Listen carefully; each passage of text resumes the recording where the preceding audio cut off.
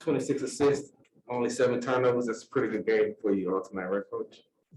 Yeah, especially when we didn't shoot the ball great. We shot it well from 3, but overall we didn't shoot the ball well. So we probably could have had, more assists, but the turnovers were really good. We kept ourselves in the game by not turning it over. And, as we look at this season, the turnovers have been one of the biggest separators as far as our offense is concerned, and not doing it tonight kept us in the game. Any way to try and get more at the rim, or did Zubas just not allow it? Yeah, it's hard. He's just standing in there, and yeah, we're trying to attack them, and they're not really helping much off the corners and whatnot. We still got 42 threes up, which is good. And if we're playing fast, getting the ball up the floor quickly, maybe we can beat him down. But yeah, him in the paint is a problem. It's a problem. And we either have to shoot him out of the paint or continue to. One of the things that we try to do is screen with whether it's JT or KJ when he's guarding those guys, and whether it's dribble handoffs or screens, and to kind of knock down the shots. But yeah, it's tough. On the block shot, did you get an explanation for why it wasn't a jump ball? I did. So by rule, it's when the whistle is blown. So it's not when the action happens, it's when the whistle is blown. So Covington had the ball in his hands when the whistle was blown. So the late whistle. I mean, yeah.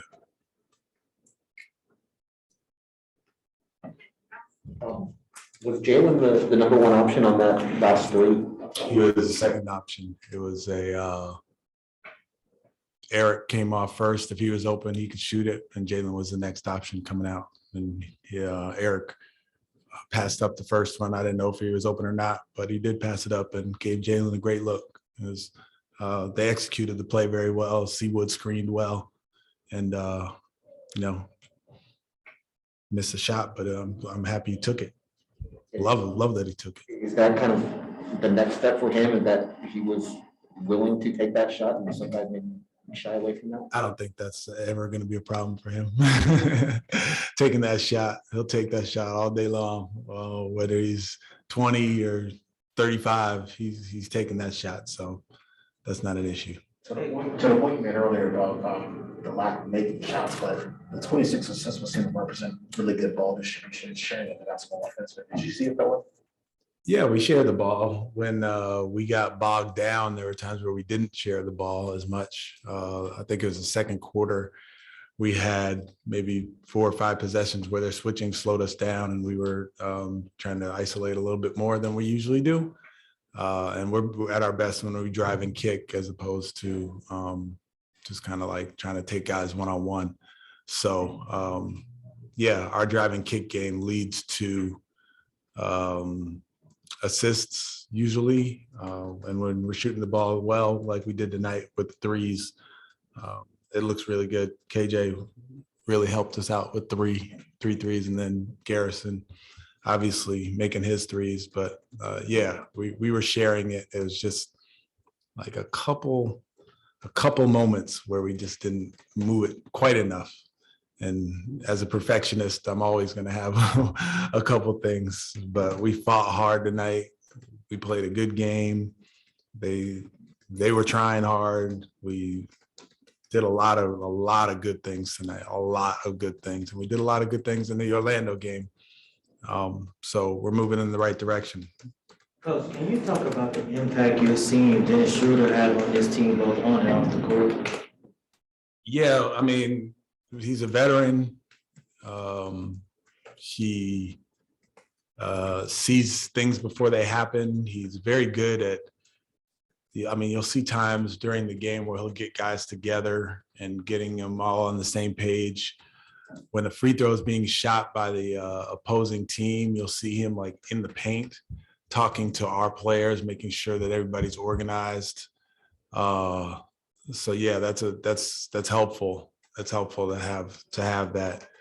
And then off the court, yeah, he's a vet, and he's been there, and he's been in big games, and he's been in playoff games, and has seen a bunch, and is helpful. It's definitely helpful. So yeah, he's a good addition to our team. He adds to our depth at the point guard position.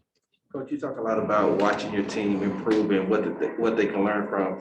On tonight, they closed out on the 3-point shooters, bothered them a little bit more. Can you just talk about how you all did that defensively tonight?